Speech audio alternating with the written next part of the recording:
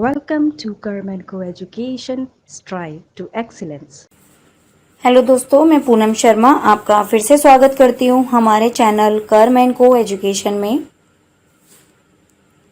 दोस्तों, आज का जो हमारा टॉपिक है वो है विश्वम्यादि बोधक के बारे में। आज हम जानेंगे विश्वम्यादि बोधक की परिभाषा और उसके भेदों के बारे में। परिभाषा: जिस अव्यय शब्दों से हर्ष, शोक, क्रोध, भय, आश्चर्य इत्यादि तीव्र मनोभाव व्यक्त होते हैं उन्हें विश्वम्यादि बोधक कहते हैं।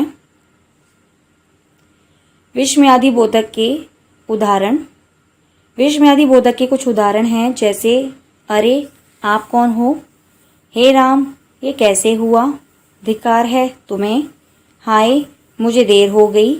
जैसा कि आप ऊपर दिए वाक्यों में देख सकते हैं, अरे, हे राम, हाय आदि शब्दों का प्रयोग हुआ है। इन शब्दों से किसी तीव्र भावना को जताने का प्रयास किया जा रहा है, अतः यह शब्द विश्वम्यादि बोधक कहलाएंगे। विश्वम्यादि बोधक के भेद: विश्वम्यादि बोधक के कुल 10 भेद होते हैं। पहला है शोक बोधक, दूसरा है तिरस्कार बोधक, तीसरा है स्वीकृति बोधक, चौथा है विश्वम्यादि बोधक, पांचवा है संबोधन बोधक, छठा है हर्ष बोधक, सातवां है भय बोधक, आठवां है आशीर्वाद बोधक, नौवां है अनुमोदन बोधक, 10वां है विदास बोधक, 11वां है विवशता बोधक। शोक बोधक: जहां वाक्य में हे राम, बाप रे बाप, ओहो, उफ, हाँ आदि आते हैं तो वहां पर शोक बोधक होता है। इन शब्दों से शोक की भावना व्यक्त की जाती है। उदाहरण के लिए, हे राम ऐसा मेरे साथ क्यों होता है, बाप रे बाप अब मेरा क्या होगा। तिरस्कार बोधक: जब वाक्यों में छी, थू थू, धिक्कार, हट, धिक, धत, चुप आदि शब्दों का प्रयोग किया जाता है तो वह शब्द तिरस्कार बोधक कहलाते हैं। उदाहरण के लिए, छी कितनी गंदी जगह है ये, अगर तुम यह भी नहीं कर सकते तो धिक्कार है तुम पे। स्वीकृति बोधक: जब अच्छा, ठीक, हाँ, जी हाँ, बहुत अच्छा, जी आदि शब्दों का प्रयोग किया जाता है तो यह स्वीकृति बोधक के अंतर्गत आते हैं। इनसे हमें स्वीकृति की भावना का बोध होता है, अतः यह स्वीकृति बोधक कहलाते हैं। उदाहरण के लिए, अच्छा फिर ठीक है, तुम यही चाहते हो तो फिर ठीक।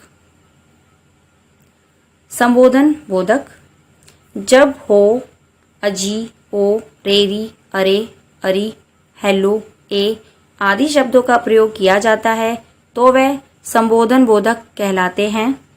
इन शब्दों का प्रयोग करके हम किसी का संबोधन करते हैं। उदाहरण के लिए, अजी सुनते हो, अरे जरा रुको तो सही, हेलो आप कौन बोल रहे हैं। हर्ष बोधक: जब वाह वाह, धन्य, अति सुंदर, आहा, शाबाश, ओहो आदि शब्दों का इस्तेमाल किया जाता है तो ये हर्षबोधक कहलाते हैं। इन शब्दों का प्रयोग करके हम हर्ष की भावना व्यक्त करते हैं। उदाहरण के लिए, आहा यह बहुत अच्छा हुआ, शाबाश तुमने यह कर दिखाया। भय बोधक: जब बाप रे बाप, ओहो, हाय, उईमा, त्राही त्राही जैसे शब्दों का प्रयोग वाक्य में किया जाता है तो ये भय बोधक कहलाते हैं। इन शब्दों से भय या डर की भावना व्यक्त होती है। उदाहरण के लिए, हाय अब मेरा क्या होगा, उईमा बहुत जोर से दर्द हो रहा है। आशीर्वाद बोधक: जब किन्हीं वाक्यों में जीते रहो, खुश रहो, सदा सुखी रहो, दीर्घायु हो आदि शब्दों का प्रयोग किया जाता है तो ये आशीर्वाद बोधक कहलाते हैं। यह तब प्रयोग करते हैं जब बड़े लोग छोटे लोगों को आशीर्वाद देते हैं। सदा खुश रहो बेटा, जीते रहो, पुत्र तुम्हें कामयाबी मिले। अनुमोदन बोधक: जब वाक्य में हाँ, बहुत अच्छा, अवश्य आदि शब्दों का प्रयोग किया जाता है तो वह अनुमोदन बोधक कहलाते हैं। इन शब्दों से अनुमोदन की भावना का बोध होता है, जैसे अवश्य तुम यह कर सकते हो, बहुत अच्छा, अब आगे जाकर दिखाओ, हाँ हाँ हम जरूर मिलेंगे। विदास बोधक, जब अच्छा, अच्छा जी, टाटा आदि शब्दों का इस्तेमाल किया जाता है तो वह शब्द विदास बोधक कहलाते हैं। उदाहरण के लिए, टाटा, अब हम जाते हैं, अच्छा फिर मिलेंगे। विवशता बोधक, जब वाक्य में काश, कदाचित, हे भगवान जैसे शब्दों का प्रयोग किया जाता है तो वह शब्द विवशता बोधक शब्द कहलाते हैं। इन शब्दों से विवशता की भावना व्यक्त की जाती है।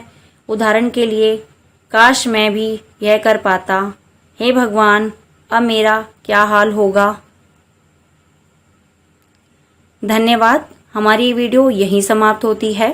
विस्मयादि बोधक से संबंधित यदि आपका कोई भी सवाल या विचार हो तो उसे आप नीचे कमेंट बॉक्स में लिख सकते हैं। धन्यवाद।